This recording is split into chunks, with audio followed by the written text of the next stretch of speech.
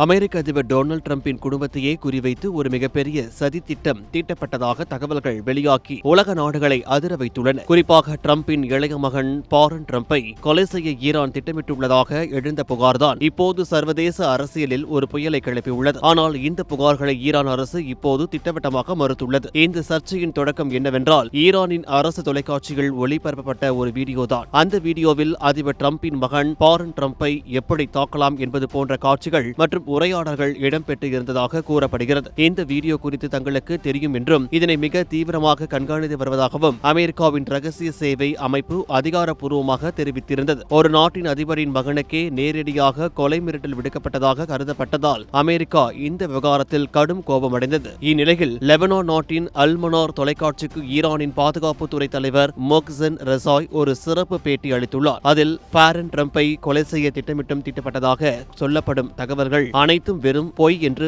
அவர் சாடியுள்ளார். அமெரிக்க அதிபரின் மகனை கொலை செய்ய திட்டமிட்டுள்ளதாக கூறப்படும் அறிக்கைகள் முற்றிலும் உண்மைக்கு புறம்பானவை என்று அவர் அந்த பேட்டியில் ஆணித்தரமாக தெரிவித்துள்ளார். ஏற்கனவே அமெரிக்காவிற்கும் ஈரானுக்கும் இடையே மிகப்பெரிய ராஜதந்திர போர் நடந்து வரும் நிலையில் டிரம்பின் குடும்பத்தையே குறிவைத்து இத்தகைய செய்திகள் பரவுவது நெருப்பில் எண்ணெய் ஊற்றுவது போல அமைந்துள்ளது. இந்த வீடியோ உண்மையிலேயே ஈரானால் உருவாக்கப்பட்டதா அல்லது வதந்தியா என்ற விசாரணை ஒருபுறம் நடந்தாலும் ஈரான் இதனை மறுத்திருப்பது ஒரு முக்கியமான நகர்வாக பார்க்கப்படுகிறது. வல்லரசு நாடுகளுக்கு இடையே நடக்கும் இந்த மோதல் இனி எந்த மாதிரியான திருப்பங்களை சந்திக்கும் என்பதை நாம் பொறுத்திருந்துதான் பார்க்க வேண்டும்.